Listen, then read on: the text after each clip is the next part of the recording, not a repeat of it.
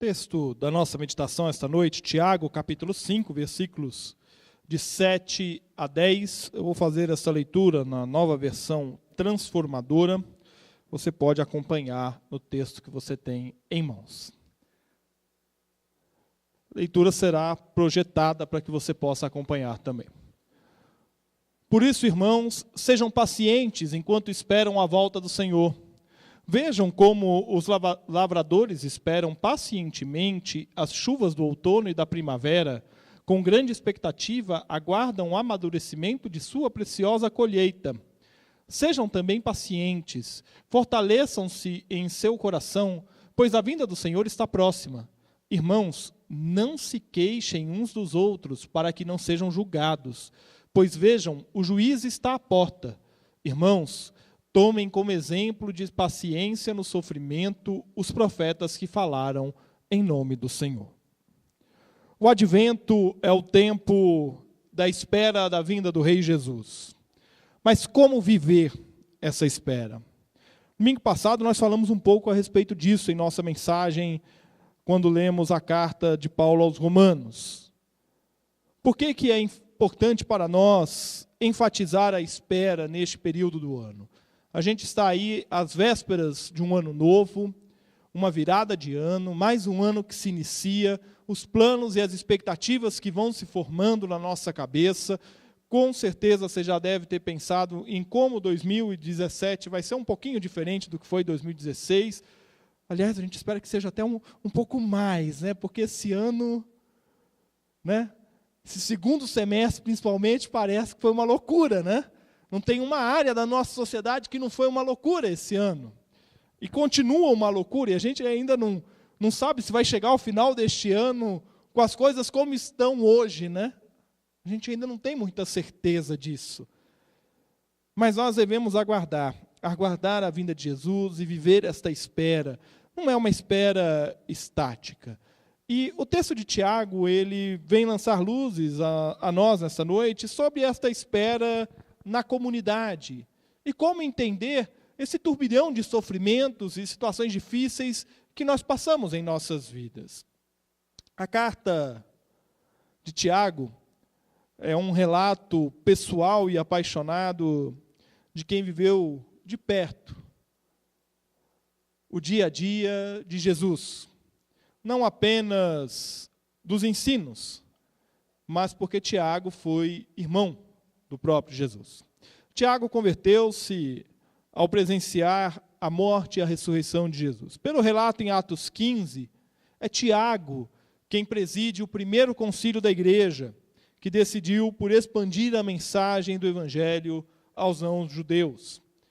Escrito para cristãos que sofriam com perseguições, esta carta foi redigida por volta de 44 depois de Cristo. E o texto foi composto, segundo os comentaristas, ao longo de 18 anos. Se nós voltarmos um pouco na carta de Tiago, nós vamos ver ali o apóstolo falando da necessidade de nós nos aproximarmos de Deus, do quanto que nós precisamos resistir às investidas do diabo, da importância de nós não julgarmos uns aos outros, de não confiarmos em nós mesmos, mas colocarmos a nossa confiança em Deus, e vai falar a respeito dos riscos que nós enfrentamos na nossa vida.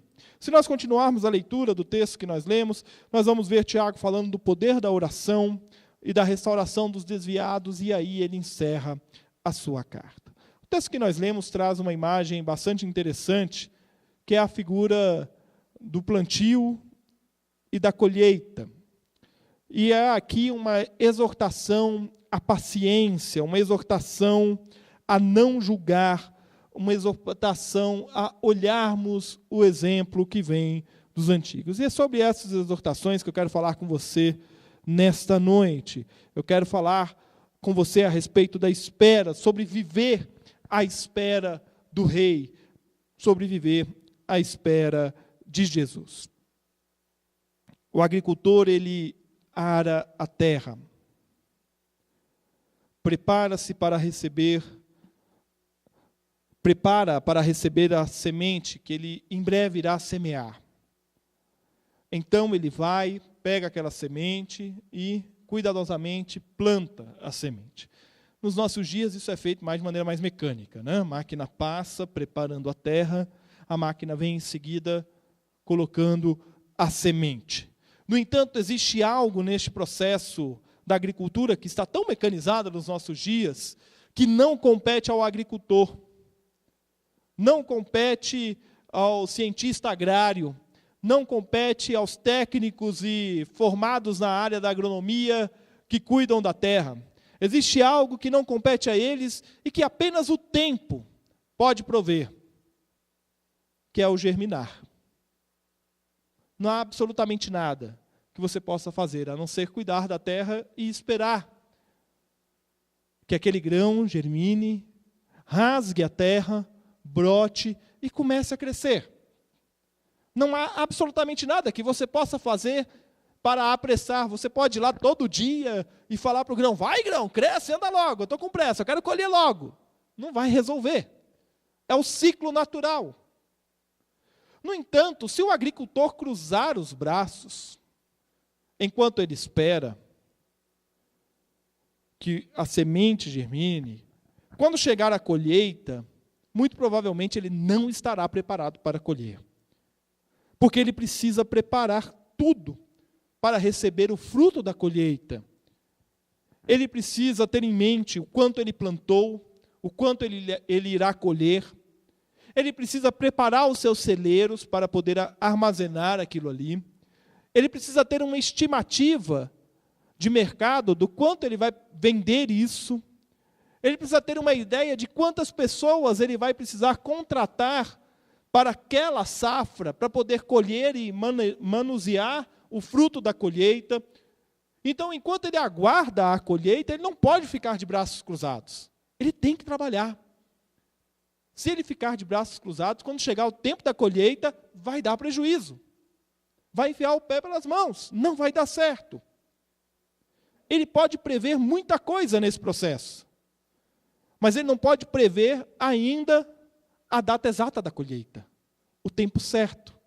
Ele sabe que vai ser dali 2 meses, 3 meses, mas ele não sabe se vai ser no dia 2 de março ou no dia 30 de março.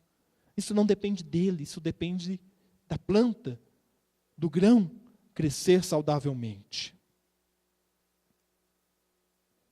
O nosso trabalho no reino de Deus é igual ao trabalho do agricultor. Nós preparamos a terra, nós lançamos a semente, nós devemos estar prontos para receber o fruto, mas não compete a nós saber o tempo certo da colheita. Não compete a nós. O nosso trabalho, ele não apressa a volta de Cristo. O agricultor, ele pode preparar, fazer todos os preparativos para a colheita da maneira mais rápida possível. Isso não vai apressar a colheita. Da mesma forma, o nosso trabalho não apressa a volta de Cristo. O fato de nós anunciarmos a Cristo não quer dizer que ele vai chegar lá no calendário dele e vai falar assim, ó, opa, o pessoal lá na terra está acelerando a proclamação, então vou riscar aqui menos um dia, vou antecipar um dia a minha volta. Não é assim que funciona. O tempo certo, apenas o Pai compete. No entanto, nós trabalhamos como se ele voltasse agora, nesse minuto, nesta hora. E há muito que ser feito até a volta de Cristo. Então, esperar não é cruzar os braços. Esperar é trabalhar. E há muito que ser feito até que Cristo venha. Por isso nós precisamos semear. Semeie, independente do tempo de espera. Semeie. Eu me recordo no tempo de colegial, eu já contei essa história aqui, eu vou contar de novo. No meu tempo de colegial na escola, eu estudava num colégio luterano em São Paulo, e a gente, na nossa turma, tinha eu e mais um rapaz presbiteriano independente, filho de pastor, filho do reverendo Valdemar de Souza, e quando foi chegando no terceiro colegial, no início do ano, nós estávamos muito incomodados, eu e ele. Porque algumas pessoas da sala, a gente tinha contato com elas, e nós já havíamos orado com elas e conversado com elas sobre Jesus, mas a gente ia perder aquele vínculo. E incomodados com isso, um dia nós chegamos na aula e nós olhamos um pouco e falamos assim, a gente precisa fazer alguma coisa. Será que a gente não consegue dar uma Bíblia para cada um da nossa sala? Aí ele falou, vou ver o preço da Bíblia. Ele viu o preço da Bíblia, voltou um dia assim e falou, rapaz, esse negócio vai sair caro, não vai dar. Aí eu cheguei e falei, não, peraí, vamos conversar com o capelão. Vamos no capelão, né? Colégio Luterano, fomos lá no Reverendo Nilo. Reverendo Nilo, a gente quer dar uma Bíblia para cada um da nossa classe. Tem como? Ele falou, vou levar para a direção da escola. Aí ele foi na direção da escola, na semana seguinte ele chegou para a gente e falou assim, Giovanni, nós não vamos dar só um para cada um da sua classe, nós vamos dar um para cada um dos formandos, tanto do colegial quanto do ginásio. Eu falei, opa, que maravilha. Mas você pode dar a caixa da nossa sala para a gente fazer a dedicatória? Pode, legal. Aí ele deu a caixa para a gente, e eu lembro de uma tarde que nós passamos na casa do Cláudio, e a gente só fazendo as dedicatórias, né? Pegamos a lista da turma, e aí esse aqui nós vamos escrever, que versículo nós vamos pôr, não sei, então vamos orar. E nós fizemos todas as dedicatórias ali, entregamos para cada um da nossa turma. E eu me lembro que nós fizemos um momento de oração com a turma toda, entregamos a Bíblia, eu falei, o Cláudio falou, foi muito bacana, e acabou, e terminou as aulas, e nós nos separamos, e volta e meia a gente se reencontra, janeiro agora eu vou reencontrar parte dessa turma, e uma dessas pessoas que recebeu a Bíblia, ela, depois de anos nós nos reencontramos, um desses reencontros de turma, e ela chegou para mim, para o Cláudio, e falou assim, eu estava um dia na minha casa, sem perspectiva, tinha terminado a faculdade, não sabia o que eu ia fazer, eu fui lá na minha estante e lembrei da Bíblia que vocês me deram, eu abri no versículo que vocês falaram, lá, e eu li aquele texto, e naquele dia eu saí de casa, eu fui até uma igreja, e ali eu entreguei minha vida a Jesus. E aí a gente para e pensa assim, pô, isso não poderia ter sido lá quando eu estava na escola, né? Seria tão legal ter visto isso, né? Mas não, foi no tempo de Cristo. Porque não é no meu tempo que eu colho. Não sou eu que vou determinar. A minha função é semear. A sua função é falar do amor de Cristo. É isso que nós devemos fazer. Eu não tenho que ficar, mas eu já falei tanto de Jesus para ele não se converte, não toma jeito, não sei o quê. Não toma mesmo, meu irmão. Não vai tomar. Vai tomar no tempo certo, porque a palavra, quando ela encontra o terreno propício, ela vai germinar. Mas eu não posso deixar de semear, eu não posso deixar de falar, eu não posso deixar de apontar para Cristo.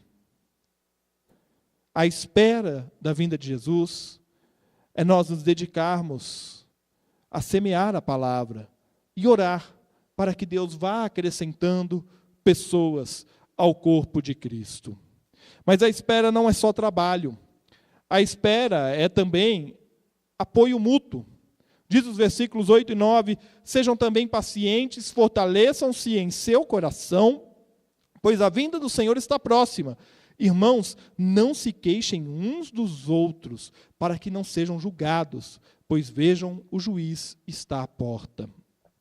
Às vezes a gente encontra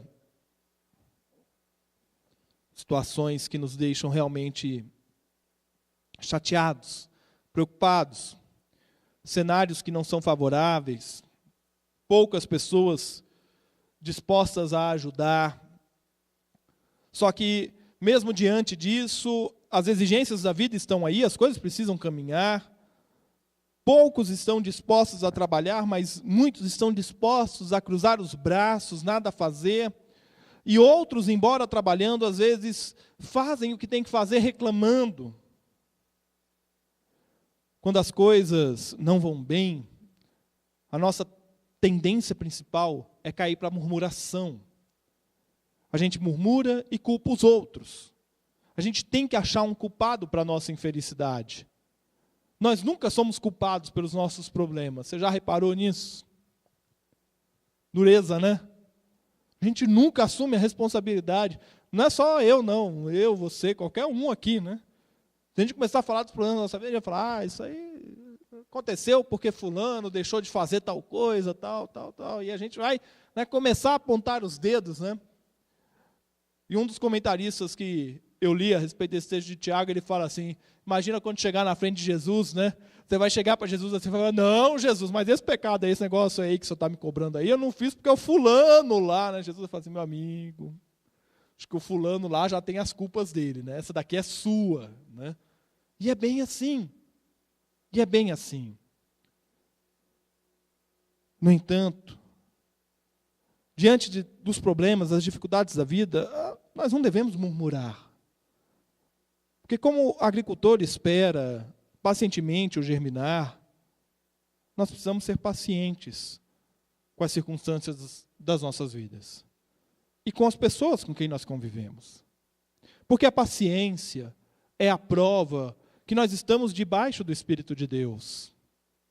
Ele é paciente comigo e com você. Graças a Deus, né? Graças a Deus ele é paciente. Porque é cada erro que a gente repete. É cada coisa que ele fala assim, meu filho, não faça. E nós fazemos. É cada erro que nós caímos novamente.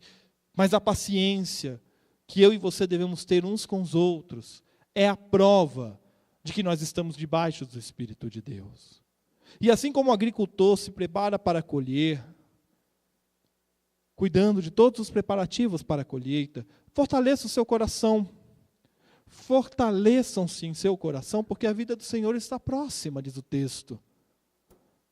Fortalecer o coração é colocar nele o que há de essencial para a nossa vida. Coração forte é coração firmado na palavra de Deus.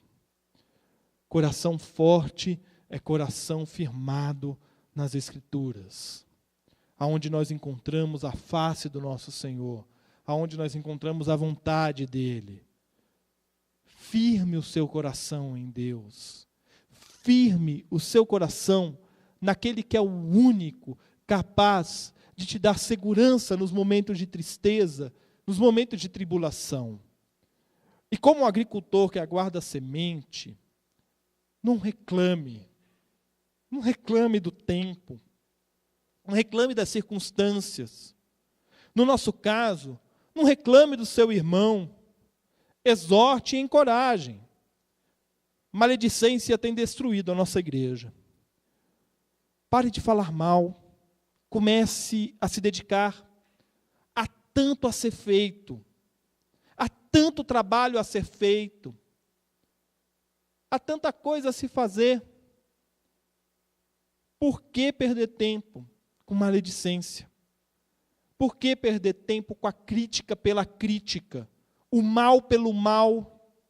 Para que isso? Isso não nos leva a lugar nenhum. Isso não leva o corpo de Cristo a lugar nenhum, muito pelo contrário. Vai estagnar o corpo de Cristo. Existe muito a ser feito na igreja e fora dela, em prol do reino de Deus. Pare de reclamar. Trabalhe. Isso não é só uma frase aí que o Michel Temer usou oportunistamente, não. Isso é uma frase para o reino de Deus. A situação na sua vida está ruim?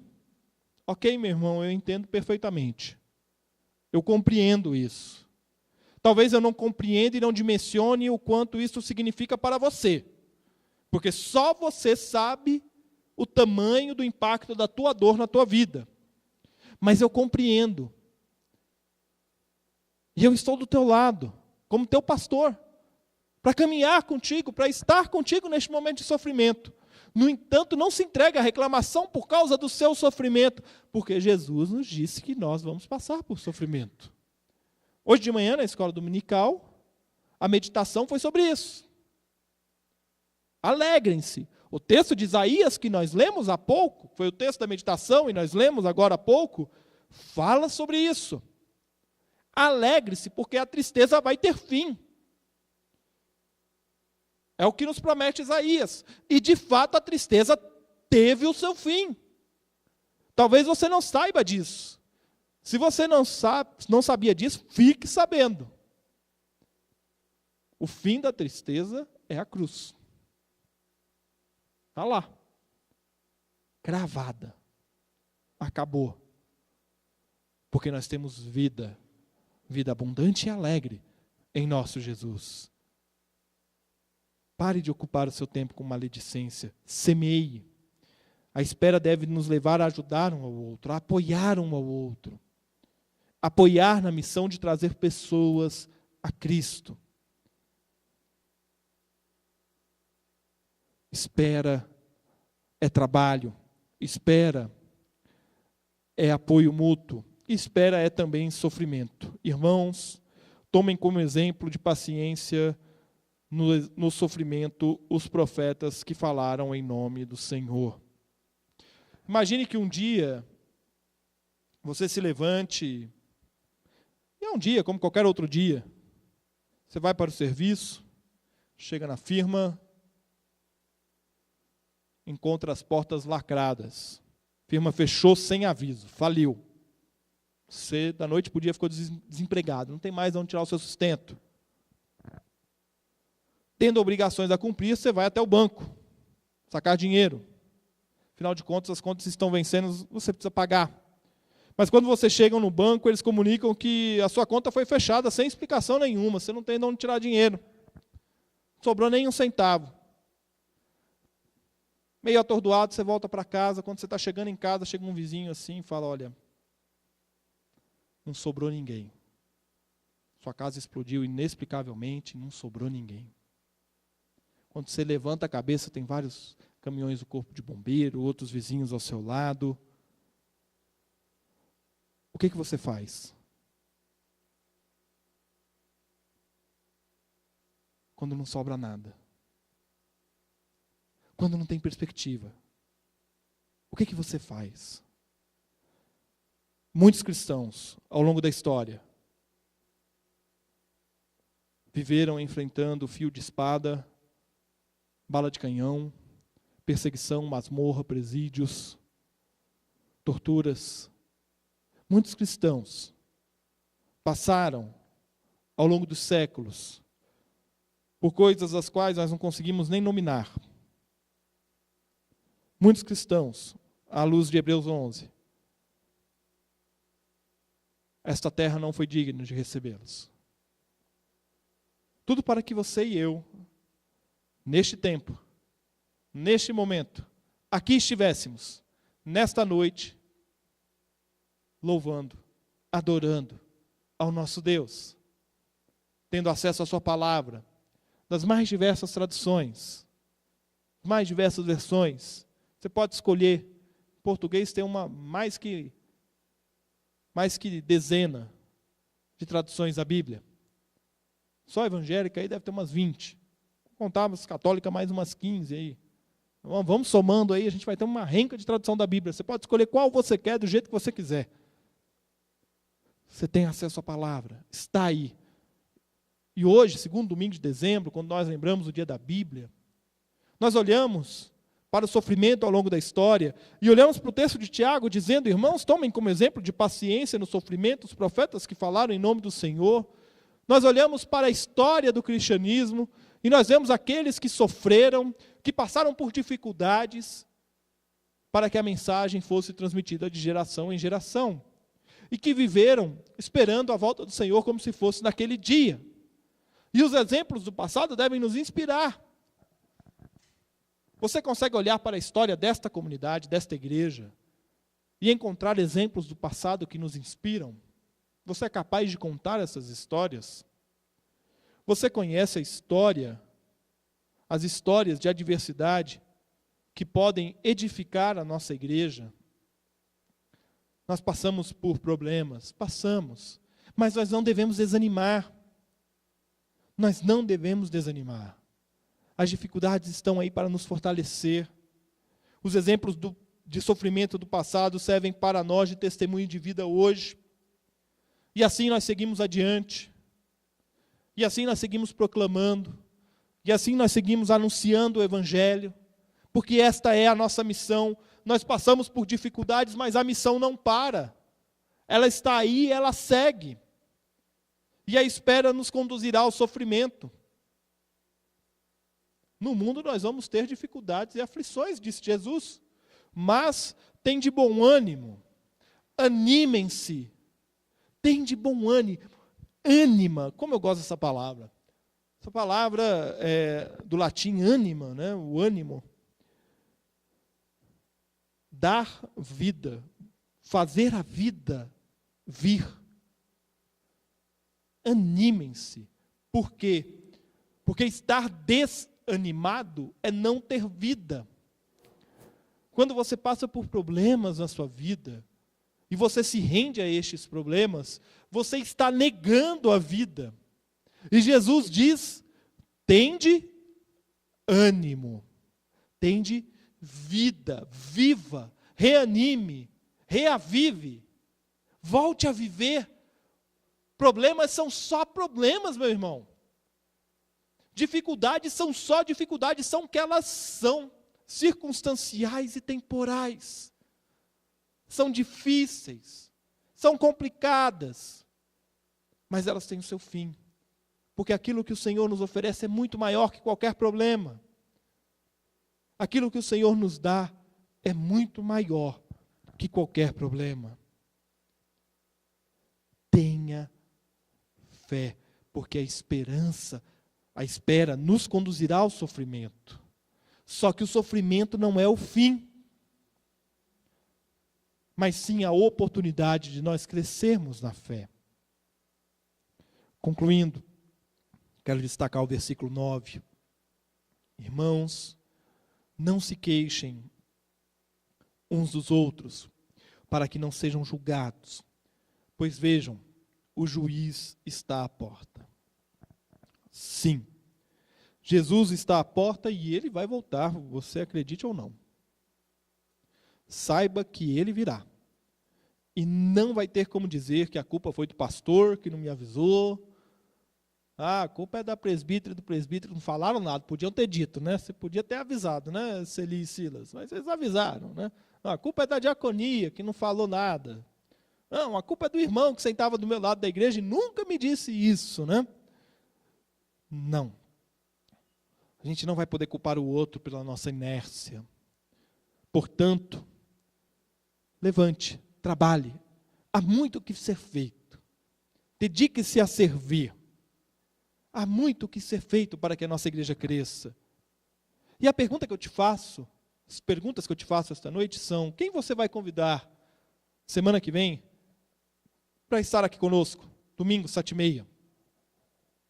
Não porque o coral vai cantar 5, 6 hinos aí especiais, ou porque vai ter um solo, ou porque vai ser um culto especial de Natal. Mas quem você vai convidar para estar aqui com a gente domingo que vem? Ou dia 25 à noite? Quem você vai colocar na sua lista de oração para que Deus te dê estratégias para alcançar esta pessoa? Qual é o nome? Essa pessoa tem um nome, qual é o nome dela? Quem é que o Espírito Santo está neste momento colocando no seu coração, dizendo assim: olha, fulano, anota aí o nome dele, começa a orar por ele, porque nós vamos trabalhar na vida dele. Quem que o Espírito Santo está tocando no teu coração? Seja sensível ao Espírito Santo. Foi a aula dessa manhã. Celi deu esta aula hoje de manhã. Nós estamos estudando sobre o Espírito Santo na escola dominical. Venha participar para você aprender a ser sensível ao Espírito Santo, a ouvir a voz do Espírito Santo. Quem que o Espírito Santo está te incomodando? Há dias, há meses, há anos, dizendo: ore por tal pessoa, fale do meu amor para essa pessoa. Quem é que o Espírito Santo está cutucando para que você fale? Em que ministério da igreja você vai se envolver para melhor servir a Deus? Há muito a ser feito, meu irmão e minha irmã. Nós temos em nossa igreja, às vezes a gente fala isso, o pessoal fala: mas isso aí você fala, parece que você está falando em tom pejorativo, e não é, né? Graças a Deus, o perfil da nossa igreja é um perfil de pessoas de mais idade, aposentados. Nós temos bastante aposentados aqui, né? Não posso, se eu fizer uma pesquisa aqui, quem está aposentado, a minoria vai ficar de braço abaixado, né? Nós temos, graças a Deus, pessoas que estão aposentadas e têm os seus afazeres, têm as suas dedicações, mas aonde, neste momento, você vai poder dedicar ali nos seus afazeres, no seu dia a dia, 1 hora, 2 horas, 3 horas por semana, para fazer algo para o reino de Deus? Qual é o seu projeto de aposentadoria? Qual é o seu plano de aposentadoria? Para o reino de Deus. Para o reino de Deus. Como você vai servir, né? Ah, pastor, mas já tem aí o Conte Comigo. Tem o Conte Comigo, sexta-feira, das 2 às 4. Graças a Deus, agora entrou de férias, volta ano que vem. Graças a Deus, um ministério magnífico. Toda sexta-feira. A gente tem a segunda, a terça, a quarta e a quinta. Será que tem alguma coisa que eu e você podemos fazer juntos aqui no templo? Para servir a nossa comunidade e anunciar a Cristo? Ou na sua casa, ou no seu bairro? Quem sabe se dedicar a aprender a tocar um instrumento, louvar ao Senhor. Por que esse negócio de música tem que ser só para jovem, né? A gente acha que é só jovem que tem que sentar ali para tocar instrumento, né? Não, não. Qualquer idade, qualquer momento, qualquer hora é hora. Como é que você vai poder se dedicar? Onde você vai poder se dedicar? Tem muita coisa a ser feita para o reino em nossa igreja. Muita coisa. Pense, ore a Deus, peça que Ele te dê estratégias, porque oportunidades não faltam para você contribuir, para que a nossa igreja cresça. Às vezes eu ouço alguns irmãos e irmãs que entram aqui no templo e falam assim, ai pastor, podia voltar aquela turma que saiu. E eu fico pensando assim, não meu irmão, vão voltar se Deus quiser. Mas podia entrar turma nova também.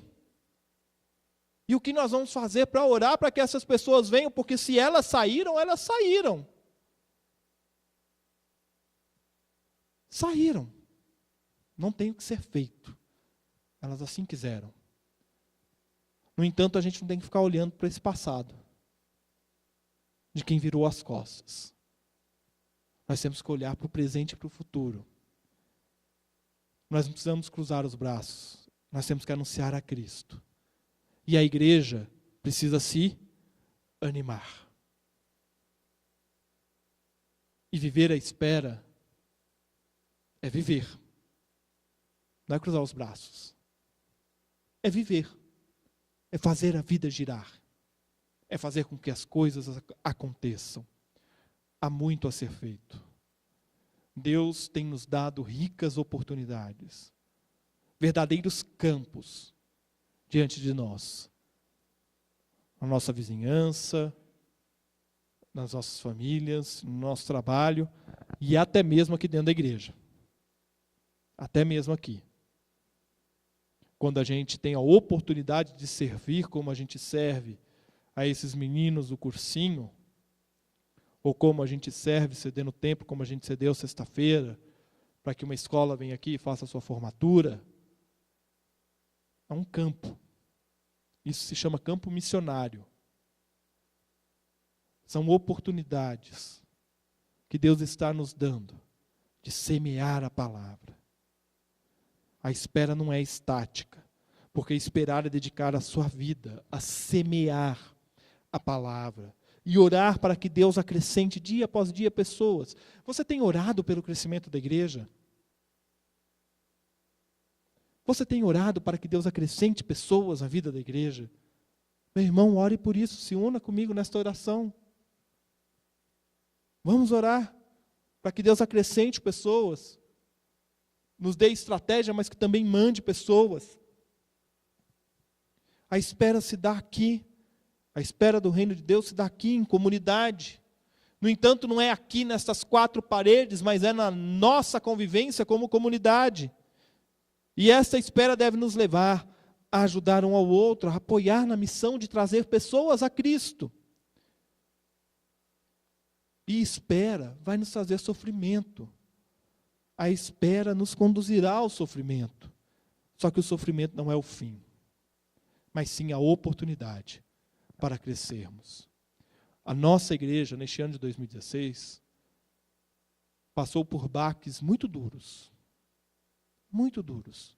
Alguns foram sentidos pela comunidade e alguns foram simplesmente acolhidos no conselho, absorvidos pela liderança e que estão lidando com ele paulatinamente. Dificuldades que assolaram a nossa comunidade. No entanto, nós não paramos. Nós não paramos. E nós não vamos parar. porque eu não estou fazendo o meu trabalho. Não é meu trabalho. Não é o trabalho da Celi, do Silas, do Marco Antônio como presbítero. Não é o trabalho deles. Nós estamos no trabalho do Senhor. E aquele que põe a mão no trabalho do Senhor, não olha para trás. Olha para frente. Segue adiante. Então, meu irmão e minha irmã, eu estou dizendo isso tudo aqui para você, porque nós precisamos enterrar algumas coisas no ano de 2016. E uma delas, que nós precisamos enterrar em nome de Jesus nessa comunidade, é este apego que nós temos por um passado de pretensa à glória, e que na verdade era uma casca. Um passado muito bonito de se ver nas fotos, mas que quando se chega ao cerne dele,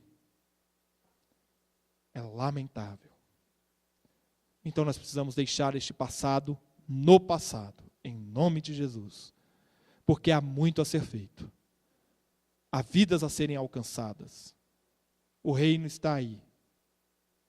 E o meu desafio para você é que você venha na escola dominical. E eu não vou dizer o dia que vai cair essa lição, porque as lições às vezes têm dobrado, né? A gente, como as lições são grandes, o tema Espírito Santo é um tema sempre envolvente, né? Então, às vezes a lição, por exemplo, a Celi deu a aula sobre o Espírito Santo, revelação do Espírito Santo no Novo Testamento, tomou 2 domingos ao invés de 1, né? Venha, porque uma das lições da escola dominical fala a respeito de crescimento da igreja. Fala a respeito do Espírito Santo e o crescimento da igreja. Então venha na escola dominical, para você saber como o Espírito Santo age em prol do crescimento. E aquilo que eu e você temos que fazer para que a nossa igreja cresça. Você vai me ouvir durante muito tempo ainda, neste púlpito, falando sobre isso. Falando sobre evangelizar, falando sobre semear, falando sobre anunciar o evangelho, falando da necessidade que eu e você temos de fazer isso para que a nossa igreja cresça, falando da necessidade de se envolver nos ministérios da igreja, os mais diversos. Não porque eu sou um pastor chato e monotemático, mas porque esta é a minha função como pastor. Falar para vocês aonde o reino de Deus está e como o reino de Deus precisa de você para que o reino cresça. Vamos nos envolver. Vamos nos animar. Que Deus nos abençoe.